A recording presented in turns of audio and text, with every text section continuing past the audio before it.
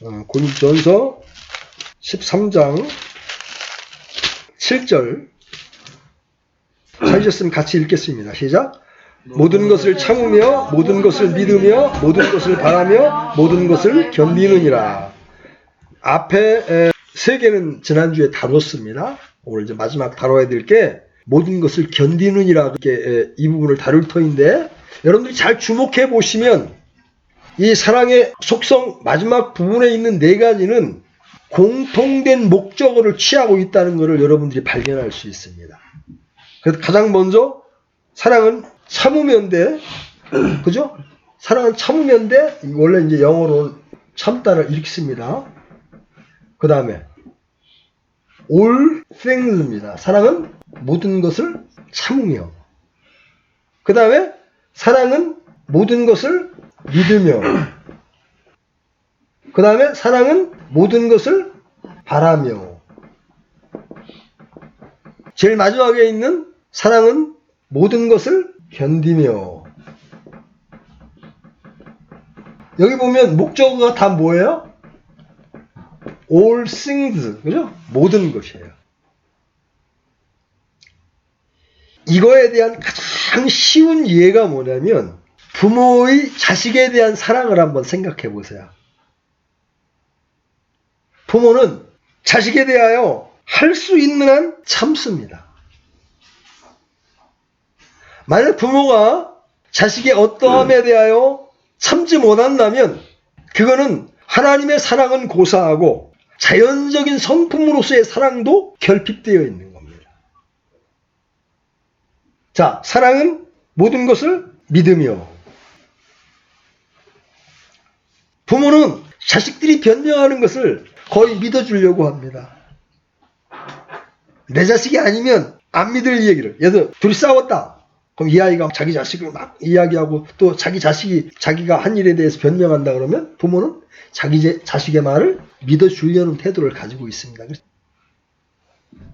그리고 자기 자식에 대하여 소망을 가집니다. 아, 이 아이가 때가 되면 변할 거야. 하나님이 변하게 해주실 거야. 쉽게 낭망하지 않습니다. 또 사랑이 있으면 견뎌냅니다. 웬만한 어려움도 이겨냅니다. 이게 보편적으로 자식에 대하여 사랑을 가지고 있는 부모의 태도를 요약하고 있는 건데, 우리 신자가 하나님의 사랑을 품고 있으면 우리 주변에 있는 형제자매들에 대하여도 또는 이웃들에 대하여도 이 동일한 모습을 보이게 된다는 거예요. 사랑의 특성 가운데 참는 것, 믿는 것, 바라는 것, 견디는 것, 이것이 끝부분에 4개가 몰려 있습니다. 우리는 이미 세 가지를 다뤘어. 요약만 해봅니다. 사랑은 모든 것을 참으며. 참는 사랑의 본질은 어떤 사람들과의 관계 속에서 일어나는 것을 덮어주려고 한다는 겁니다. 부모는 할 수 있는 한 자식의 어떠함에 대하여 흉을 보려 하기보다 덮어주려고 합니다. 사랑하기 때문에 그렇습니다. 저는 지금도 고등학교 시절에 속기 선생님을 기억하면서 제 마음속으로 존경심을 표합니다. 제가 상업학교를 들어갔기 때문에 거기는 주산 부기도 있었지만 속기라는 과목이 있었습니다.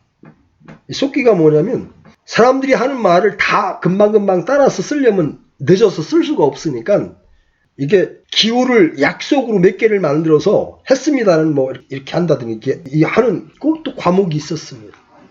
근데 그 암호를 수백 개를 외워야 되는데 1학년 1학기 때 이제 그 시험을 치게 되는데 안 외워지는 겁니다. 저는 그게. 야, 오늘 이제 가면 이제 빵점 막 생겼어요. 그러니까 이제 손바닥만하게 그 이제 중요한 기호, 이게 무슨 뭘 뜻한다는 걸 갖고 갔어요. 그랬다가 이제 호주머니에서 꺼내가지고 시험 볼 때 보고 쓰려고 이 시험집에다 딱 깔아놨어요. 근데 그날 아주 독종 선생님을 만난 거예요. 근데 하필이면 또 내 앞에 앉은 놈이 이놈도 모르겠으니까 중간에 빨리 시험지를 내고 나가버렸어. 자, 그러니 이제는 매처럼 쳐다보는데 보지도 못하고 빼서 감추지도 못하는 거야. 왠지 걸렸어. 이제 교무실에 끌려갔습니다. 근데 또 그때 제가 이제 1학년 4반의 반장이었었습니다. 반장 이런 놈이 컨닝이나 하고 하면서 속교 선생님한테 나를 인계하는 거예요. 이거 시험하고 직결되는 것들 맞죠? 딱 하는 거예요. 근데 속교 선생님이 또 보시더니 100% 맞지. 근데 이 시험하고 별로 관련이 없는 건데요. 이거 특별한 문제 없습니다. 이러시는 거예요.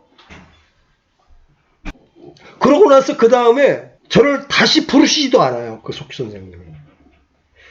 제가 기준으로 지금 생각하면 그분은 대단히 영적인 크리스찬이었을 것이라고 생각을 합니다. 일반적인 선생님 같은 경우에는 좀 마음이 관대한 선생님이라 하더라도 에이 안 되면 점수 쓸게 맞지 뭘 그런 것까지 했어 하고 그냥 넘어갔을 텐데 아니라고 딱 감싸는 거예요. 그렇다고 그분하고 저하고 무슨 인과관계가 있다든가 친분관계가 있었던 게 전혀 아니었습니다. 그런데 제 허물을 딱 감싸시더라고요. 그래서 제가 위기를 모면했어요. 제가 그 일을 겪고 난 이후에 내가 다시는 내 인생에 컨닝을 하지 아니하리라고 결단하는 계기가 되었어요. 왜? 그분이 내 허물을 덮어줬던 그게 너무나 고맙고 감사했기 때문에. 그분은 나에 대하여 친분도 없었는데 왜 그랬을까요? 그 감독을 맡았던 선생님이 굉장히 개팍한 선생님이야. 그래서 그 선생님이 만약 그것이 컨닝 페이퍼라는 거를 시인하게 되면 내가 정학이나 아니면 어떤 징계를 받을 수도 있다라는 생각을 하신 거야. 그래서 일단 아니라고 말씀을 하신 거야. 그게 보니까 시험하고 별 관계가 없는 거래 이렇게 말씀을 하신 거야. 저는 그때 그 선생님에 대해서 감복을 하고 벌써 지금 이제 세월이 이제 60년이 다 돼 갑니다. 그런데 지금도 그분을 기억합니다. 그러면서 그분은 어쩌면 그 당시에 있어서도 보기 드문 훌륭한 인격자이셨고 신앙인이었을 거라는 생각을 지금 갖고 있는 거예요. 여러분 남조차 사랑이 있으면 이렇게 허물을 덮어주려고 하는데 항차 부모는 말할 게 없는 거죠. 그래서 이 참음의 대상은 다른 사람의 연약함이나 허물, 죄입니다. 이게 고린도 교회를 향하여 이런 말씀을 주는 이유가 있죠. 주님은 성육신을 통해서 또 죽음과 부활을 통해서 교회에 사랑을 부어주셨습니다. 그렇죠? 그리고 그 사랑이 세상에 나타나기를 원하시는 거예요. 하나님은 사랑이시다 그러는데 그 하나님의 사랑이 나타나지 않으면 인간이 알 수가 없잖아요. 그래서 하나님은 우주 만물 가운데에다가 하나님의 사랑을 보이셨지만 특별히 예수님을 이 땅에 보내시면서 하나님의 사랑을 보여주셨죠. 그리고 그분을 십자가에 우리를 대신하여 못 박으심으로 우리를 향한 하나님의 사랑을 나타내 보여주신 거예요. 그런데 이제 그 주님은 승천하셨어요. 그리고 믿는 자들에게 성령을 부어주셔서 그 성령의 부으심을 통하여 우리 안에 하나님의 사랑을 확증해 주셨단 말이죠. 그래서 하나님의 사랑이 우리 마음에 들어오게 되면 이제 나의 교회 지체들을 향하여 내 가족을 향하여 그리고 나와 접촉하고 있는 사람들을 향하여 모든 것을 참고 모든 것을 믿고 모든 것을 바라고 모든 것을 견딜 수 있는 그런 사랑을 드러내는 삶을 살아내기를 원하시는 거예요. 왜? 그래야 하나님이 살아계신다는 것을 우리를 통하여 나타낼 수가 있기 때문에 그렇습니다. 그런데 그런 사랑을 받았던 고린도 교회의 모습은 어떠했습니까? 분열, 다툼, 송사. 그렇죠? 이 문제가 바른 성경과 바른 교리를 가지고 있다고 하는 킹제임스 성경에 똑같이 나타나고 있습니다. 분열, 다툼, 비방. 이건 지금 하나님의 사랑이 우리 안에 메말라 있다라는 증거거든요. 아무리 많은 정통 지식을 가지고 있더라 할지라도 그 마음이 메말라서 하나님의 사랑이 사라지고 하나님의 은혜가 메말라 있게 되면 자기의 오름만 나타나게 되는 겁니다. 천연적인 오름이 가장 극명하게 드러나는 장소가 어디입니까? 정치권이잖아요. 다 내가 옳다는 겁니다. 우파는 우리만 옳다는 겁니다. 좌파는 우리만 옳다는 겁니다. 내 편의 허물은 다 감춥니다. 남의 편은 허물은 아주 작은 것도 다 드러냅니다. 이게 가장 적나라하게 나타나는 게 정치파이잖아요. 인간의 본성적인 욕망이 충돌하는 곳이기 때문에. 그러나 교회는 우리 인간의 욕망이 십자가에 넘기워지고 내가 아닌 그리스도가 나타나는 곳이라는 거예요. 내가 아닌 주님의 사랑이 나타나는 곳이 교회라는 거예요. 그런데 안타깝게도 고린도 교회 안에는 그런 것들이 없었어요. 그래서 고린도 교회에 편지하면서 지금 바울이 사랑의 속성을 말해주고 있는 거예요. 그런데 이 참음의 동기가 뭐예요? 그냥 죄를 인정하자는 겁니까? 죄를 동의하자는 거예요? 아니에요. 그거는 죄를 묵인하거나 동의하기 때문이 아니라 그 영혼에 대한 깊은 사랑 때문에 다시 회복되기를 소망하기에 참는 겁니다. 여러분, 이 참음이 얼마나 중요한 공과냐면요. 참지 못할 때 바로 우리 안에서 뭐가 튀어나옵니까? 육신이 튀어나옵니다. 그죠? 그러면 가장 먼저 육신이 뭘로 튀어나와요? 욕설로 튀어나오잖아요. 신경질. 그러면 이 욕이나 신경질이 튀어나오면 이게 선순환을 해요? 악순환을 해요? 욕을 듣거나 신경질을 들은 사람은 주연이를 건드렸다. 그러면 주연이가 영적이면 내 손에서 끝내자 이러고 끝날 텐데 아니야. 복수해야 돼. 그래서 이제 또 반응을 해. 그럼 어떻게 돼? 악순환. 욕이 더 큰 욕으로 이제는 주먹질로 이제는 싸움으로. 그죠? 악순환하는 거예요. 근데 이게 이런 걸로 끝나면 다행이야. 이게 심하면 뭘로 가 이제? 주연이 해봤지? 죄인이 제후도 해봤지 이거? 참지 못하면 여기까지 가는 거야. 근데 이걸로 끝나느냐? 이 세상에서 일어나는 많은 일들, 예컨대 살인, 폭력, 이혼, 이게 다 참지 못하는 데서 오는 거예요. 내 안에 하나님의 사랑이 거하고 있으면 참을 수가 있는 거예요. 그래서 내가 여러분들에게 여러분 참는 자가 되십시오 이렇게 설교하지 않습니다. 여러분의 모습 속에 사랑이 없다는 것을 먼저 발견하셔야 합니다. 그런 다음에 나를 사랑하신 그분을 기억하는 거예요.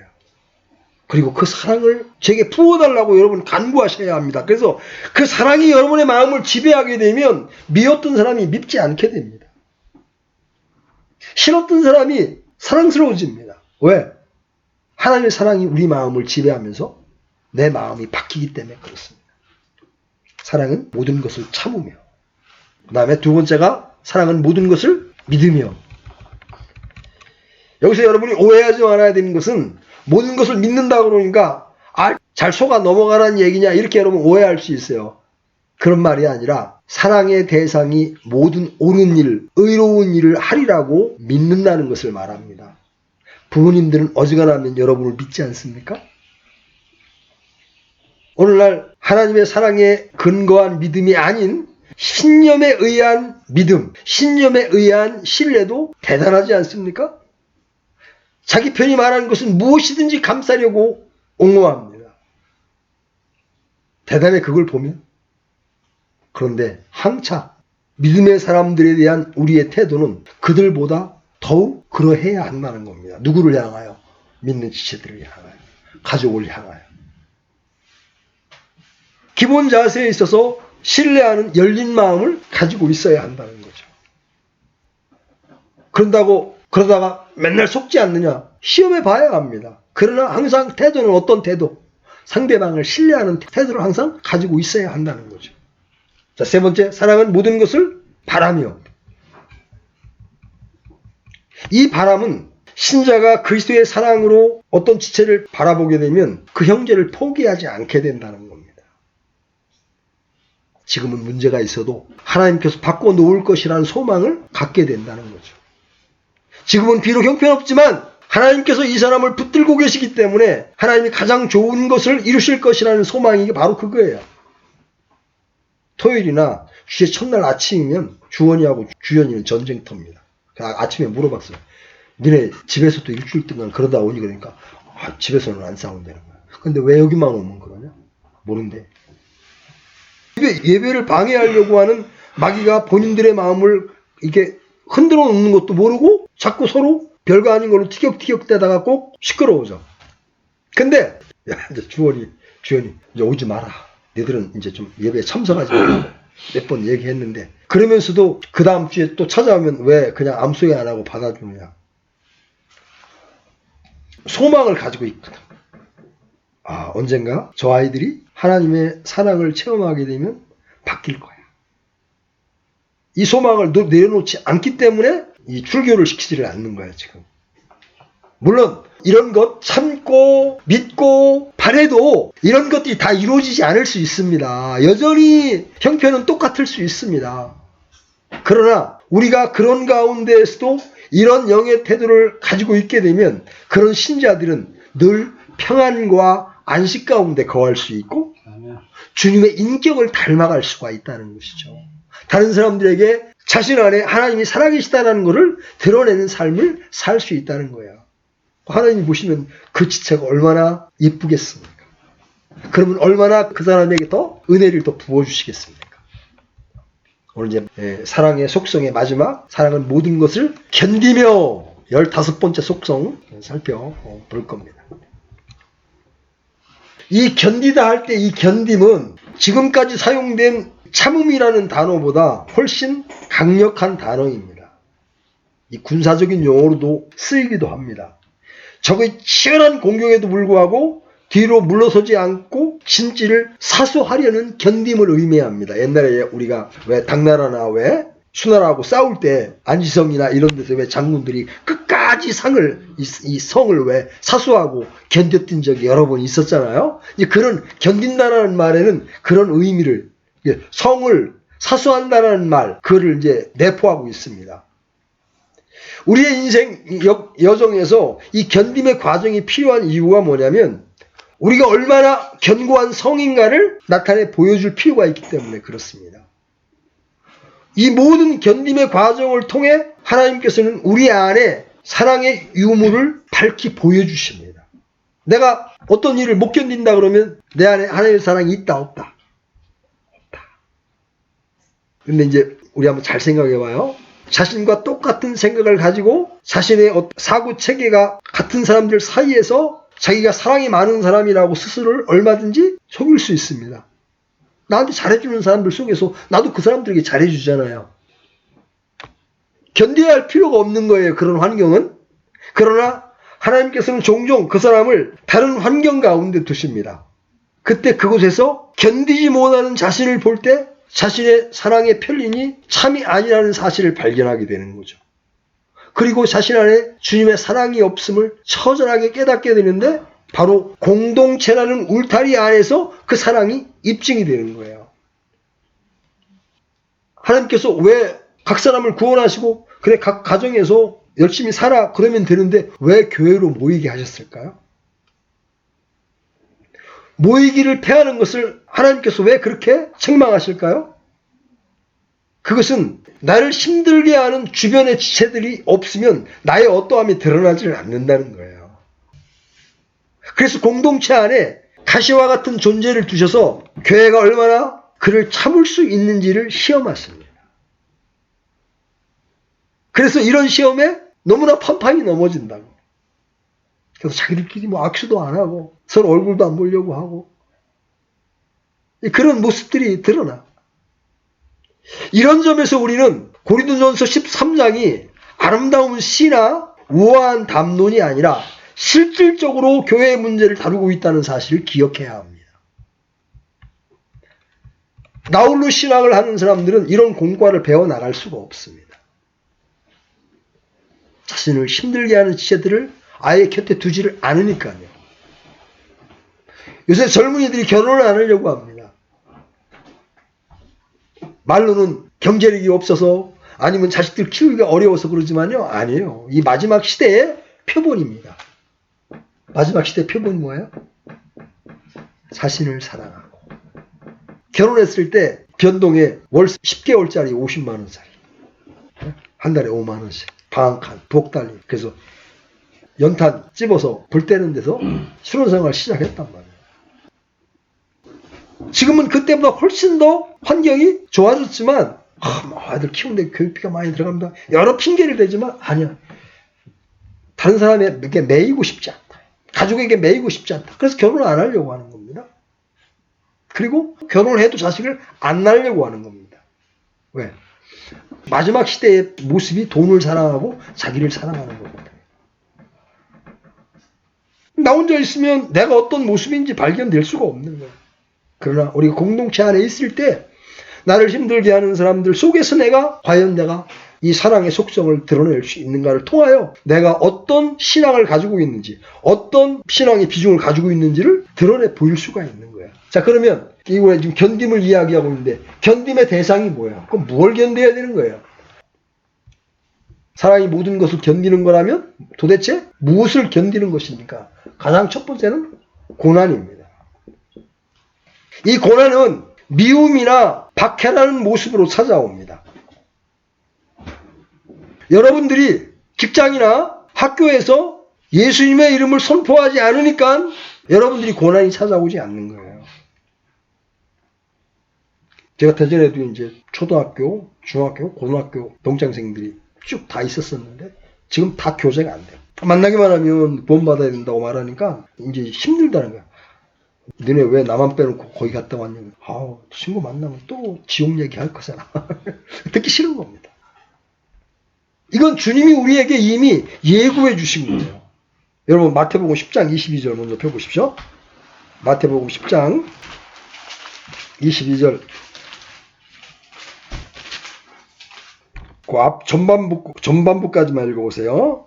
시작. 또 너희가 내 이름으로 인하여 모든 사람에게 믿음을 받을 터이나.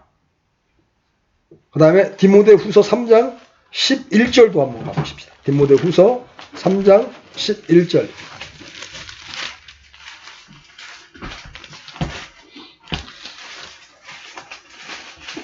자, 찾았으면 같이 읽어보겠습니다. 시작. 안디옥과 이고니움과 루스드라에서 내게 닥친 핍박과 고난을 잘 알았으며 내가 어떠한 핍박을 견디어냈는지 잘 알았느니라. 그러나 주께서 그 모든 것 가운데에서 나를 건져내셨느니라.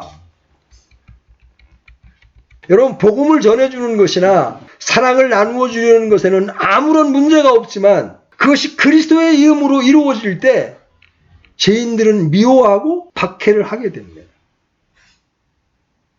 그런 얘기 하려면 나오지 말게. 밥맛 떨어지네.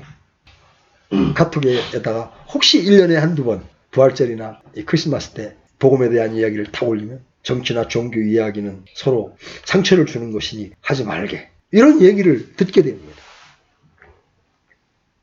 이처럼 자신의 허물이나 잘못과 상관없이 하나님과 예수 그리스도와 복음 때문에 당하는 것이 고난입니다.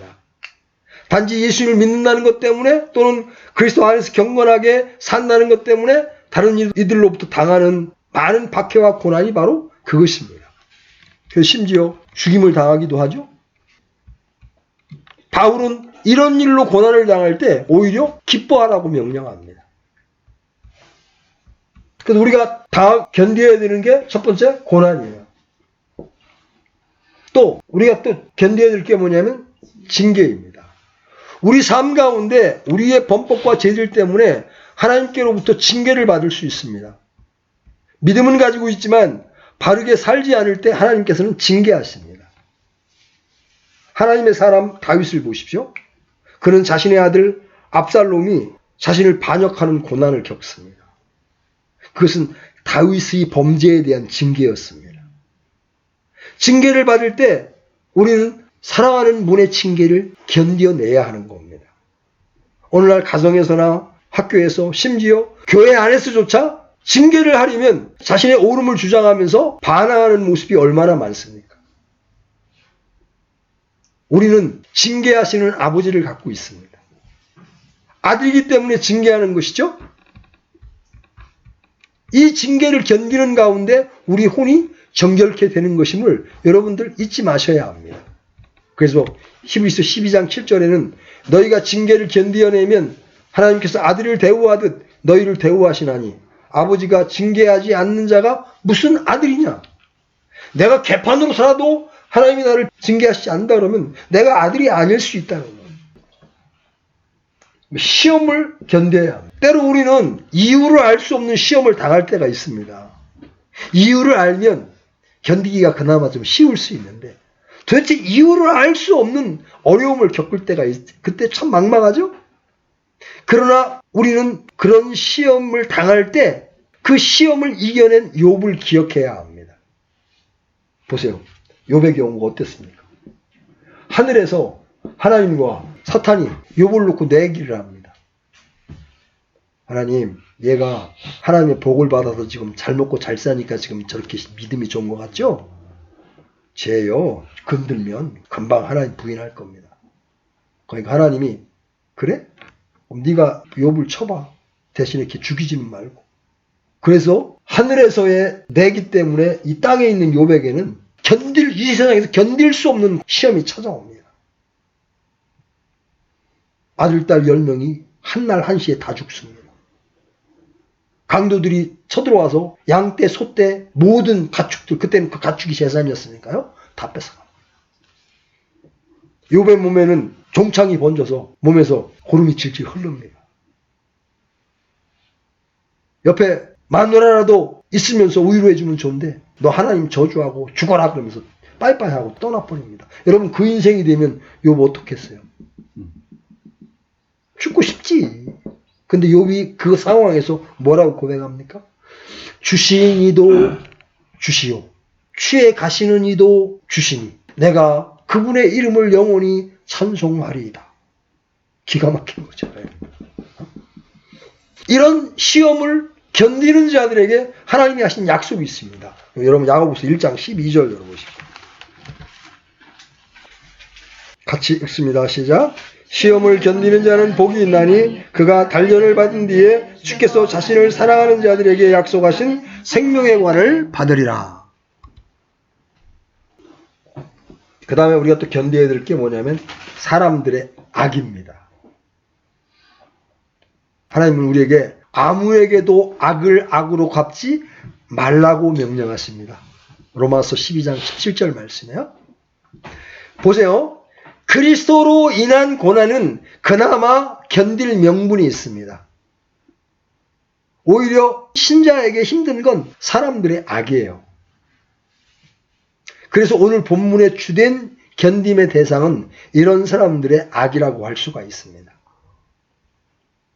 본래 자기가 다른 사람들과의 관계 속에서 경험하는 악을 견디는 것은 인간의 본성과는 거리가 참 멉니다. 그렇죠? 그래서 함무라비 법전이나 심지어 구약에도 복수의 면이 나타나고 있습니다. 눈에는 눈, 이에는 이. 그래서 우리는 다른 사람들의 악으로부터 두 가지의 상처를 받을 수 있어. 하나는 애적인 상처, 물질적인 손해나 육체적인 손상. 그 다음에 내적인 상처, 마음의 상처죠. 그러면 이런 상처를 받게 되면 자연인의 이 상처에 대한 치유책이 뭐예요? 복수입니다. 그죠? 내가 당한 만큼 그 사람에게 시원스럽게 뿌려주고 싶은 게 인간의 본능이에요. 그래서 자연인은 이 복수의 원리를 충실하게 따르고 있습니다. 왜냐하면 복수야말로 누군가가 자신에게 행한 악으로 인해 입은 애적인 손해와 마음의 상처를 누그러뜨리는 효과가 있기 때문에 그렇습니다. 그리고 이런 복수를 하지 못하면 더욱더 억울할 거예요. 그죠? 여러분들 요새 총선 시절이니까 보십시오. 공천 못 받은 사람들, 여든 야든 공천 못 받은 사람들 나와서 이제까지 하지 못했던 막 내뱉고 복수하지 않습니까? 네? 하지만 사랑은 복수하지 않는다는 겁니다. 사람들의 악을 깊이 끌어안고 사귀고 녹여낼 수 있는 성분이 사랑 안에 있다는 거예요. 그리고 그렇게 하는 사람의 영혼을 불쌍히 여기는 힘이 있다는 겁니다. 아, 저 사람이 저렇게 하는 것은 저 사람이 지금 사탄에게 물려서 자기도 무슨 짓을 하는지 알지 못한 채 저 짓을 하고 있구나. 하나님, 저 영혼을 불쌍히 여겨주시고 저 영혼이 건전한 영 가운데 회복되어서 바르게 신앙할 수 있게 해주십시오. 이렇게 그 사람을 축복할 수 있는 영의 상태로 바뀐다는 거예요. 이런 사랑을 가진 사람들은 다른 사람들로부터 악한 일을 당하면 그것을 통해 자신이 하나님을 더욱더 의지해야 하는 존재라는 것을 깨닫게 됩니다. 물론 이 사랑은 단지 참는 것이 아니에요. 오히려 자신에게 해를 끼친 사람도 주님이 사랑하라고 명령하셨기 때문에 그에게까지 그 사랑의 질서가 퍼져나가도록 합니다. 하지만 이렇게 사랑으로 미움을 정복하는 과정은 고통의 과정입니다. 말은 쉽지만 실제로는 참으로 고통스러운 과정이에요. 이 고통을 우리는 십자가라고 말할 수 있어요. 그죠? 십자가는 죽음으로 의미하잖아요. 내 옛사람의 죽음. 그 주님의 죽음과 내 옛사람을 연합시킬 때 거기서 우리는 부활을 경험하게 되는 겁니다. 그렇지 않으면 악을 이길 길이 없습니다. 성도가 하는 사랑의 궁극적인 목표가 사람을 사랑하는 데 그친다면 얼마든지 좌절할 수 있어요. 그러나 성도의 궁극적인 목표는 하나님을 사랑하는 것이기 때문에 사랑하는 과정 가운데 고통과 어려움이 있어도 잠시 흔들릴 수는 있지만 끝내 멈추지 않고 견디면서 사랑을 완성해 나가는 겁니다. 그런데 이 견딤은 소망과도 밀접하게 관련이 있습니다. 지금 이렇게 사람을 사랑하는 것이 힘들고 고통스러워도 결국 하나님의 은혜로 승리할 것이며 그때 하나님께서 내가 살아온 삶에 대해서 위로와 소망을 주실 거라는 그 기대가 있을 때 사랑은 모든 것을 견딜 수 있게 해 준다는 거죠. 하나님의 사랑이 한 사람을 지배하면 세상 사람이 생각하는 고통도 오히려 하나님의 은혜를 의지하며 살게 만드는 소중한 선물이 됩니다. 여러분, 장애아를 둔 부모를 여러분 생각해 보십시오. 처음에는 당황하고 장애아로 인하여 낙담하고 힘들지만 그 아이를 키워나가는 가운데에서 그는 연약한 자들을 이해하고 동정할 수 있는 마음을 갖게 되는 겁니다. 그래서 그런 지체 장애자를 준 하나님께 감사를 드리면서 그 장애아인 아이를 소중한 하나님의 선물로 받아들이게 되는 거예요. 하나님은 우리에게 은혜의 빛을 주시지만 때로 우리를 어둠 가운데로 이끄십니다. 그것은 이 어둠 속에서 이 사랑의 빛을 발하기를 원하시기 때문에 그렇습니다. 고난이나 악이 있는 곳이 바로 어둠이죠. 이 어둠 속에서 견딤의 빛을 발하기를 원하십니다. 그러면 도대체 사랑은 어떤 방식으로 모든 것을 견딜 수 있습니까? 이제까지 내내 강조해왔던 것, 바로 하나님의 은혜의 공급으로만 가능합니다. 가장 먼저 생각해 보아야 할 것이 은혜의 공급입니다. 하나님이 끊임없이 우리의 영혼과 마음에 은혜를 주심으로 사랑을 이루게 하시고 그 안에 사랑이 없다면 견딜 수 없었던 것을 끊임없이 견디며 사랑의 속성을 구현하게 하십니다. 하지만 이런 하늘의 자원은 우리가 한번 받고 소유할 수 있는 게 아닙니다. 누군가를 죽도록 미워했다가 은혜를 받아서 진심으로 용서하고 또 나중에 은혜로부터 미끄러지면 그 사람 다시 미워할 수 있습니다. 이 모순되어 보이는 이 두 가지가 우리 인간 모두에게 진실입니다. 그래서 매 순간 끊임없이 하나님의 은혜 안에 사는 것이 정답이에요. 은혜의 힘이 넘지 못하는 산은 없습니다. 그렇지만 반대로 아무리 많은 진리의 빛과 큰 사랑을 경험했다 하더라도 은혜를 지속적으로 공급받지 못하면 인생은 망가지기 시작합니다. 그래서 은혜에 관한 지난번에 아주 큰 은혜를 한번 받았으니까 이제는 주님께 그만 의지해야겠다는 결론에 이를 수가 없는 거예요. 오히려 은혜를 많이 받은 사람일수록 더 많이 하나님을 의지해야 한다는 생각을 갖게 되는 겁니다. 그러면 어떻게 이 지속적인 은혜를 공급받을 수 있는가? 실제적으로 어떻게 은혜를 계속해서 공급받을 수 있는가? 첫 번째는 먼저 견디신 주님을 기억해야 합니다. 여기 히브리서 12장 2절 한번 펴보십시오. 히브리서 12장 2절 3절 찾으셨으면 같이 읽겠습니다. 시작. 우리의 믿음의 창시자요 또 완성자이신 예수님을 바라보자. 그분께서는 자기 앞에 놓인 기쁨으로 인해 십자가를 견디사 그 수치를 멸시하시더니 이제 하나님의 왕좌 오른편에 앉으셨느니라. 죄인들이 자기를 대적하여 이처럼 거역한 것을 견디어내신 분을 깊이 생각할지니 이것은 너희가 너희 속에서 지치고 기진하지 아니하게 하려 함이라.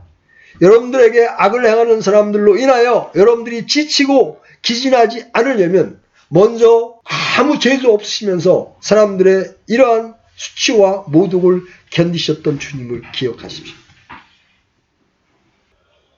사도 바울의 내면과 교회라는 공동체에서 경험한 사랑의 특성들은 모두가 사도가 그리스도 예수님과 만남으로 배운 겁니다. 그렇죠? 예수 그리스도께서 부활하신 후에도 계속해서 믿는 자들을 핍박했던 바울은 드디어 다마스커스 도상에서 예수 그리스도를 만나게 됩니다. 그리고 그분은 자기의 모든 죄악을 일체 나쁜 것으로 갚지 아니하시고 자기를 견디신 것을 알았습니다. 결국 사도는 예수님의 십자가가 모두 자기의 죄악 때문이라는 것을 깨닫게 되죠. 그래서 사도의 인생 전체를 통하여 그리스도 예수님 안에서 죽고 다시 사는 십자가의 현재적 경험 속에서 그리스도의 형상을 닮아갈 수가 있었던 겁니다. 먼저 이 시험을 견디셨던 주님을 기억해야 합니다. 그런 다음에 그것을 이제 우리 자신에게 적용해야 합니다.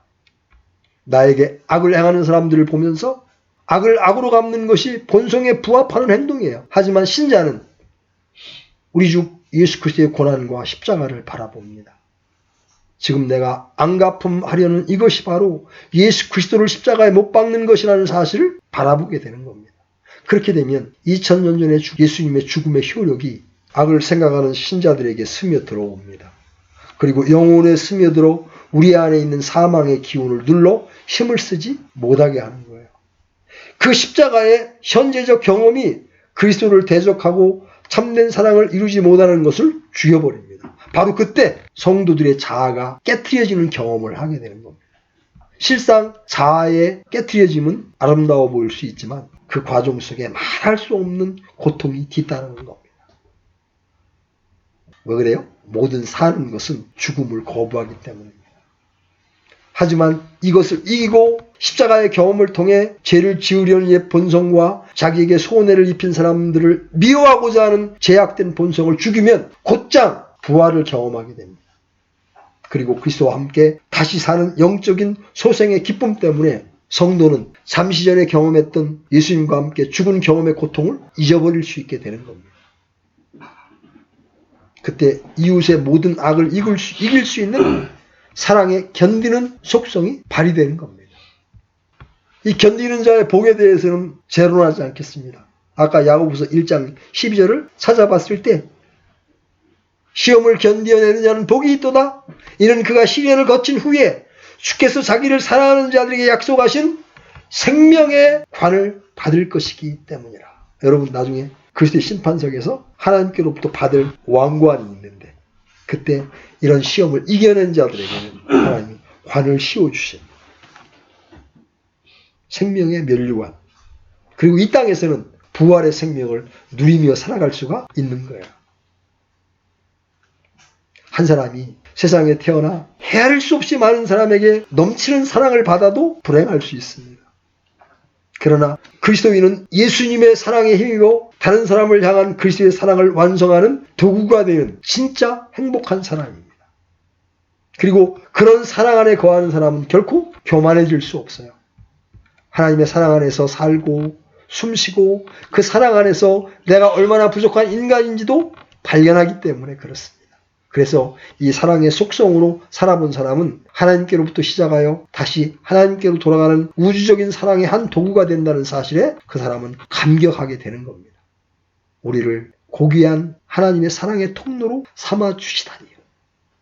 여러분에게 악을 행하는 사람들을 견디라고 하는 이유가 뭐예요? 그거는 여러분을 하나님의 사랑의 통로로 삼기 위함입니다. 내가 지금 하나님께 쓰임받고 있다는 거예요. 그래서 하나님을 사랑하면 사랑할수록 지체를 사랑하는 데서 더욱 온전해지도록 갈망하며 모든 것을 견뎌내는 겁니다. 그리고 그렇게 그리스도를 드러내는 견딤을 통해서 하나님께서 영광을 받으시는 것이 하나님의 영원한 계획입니다. 자, 결론을 냈습니다. 박해와 사람들의 악을 견디는 신자를 보시면 주님은 기뻐하십니다. 마치 참혹한 시험 속에서 입으로 범죄하지 않은 욥을 보시고 흐뭇해 하셨던 것처럼 여러분들은 그런 여러분을 하나님은 기대하고 계십니다. 우리 모두가 이런 잘 견뎌내는 삶을 통해서 하나님 앞에 기쁨이 되는 신자들로 자라날 수 있게 되기를 바랍니다. 아멘.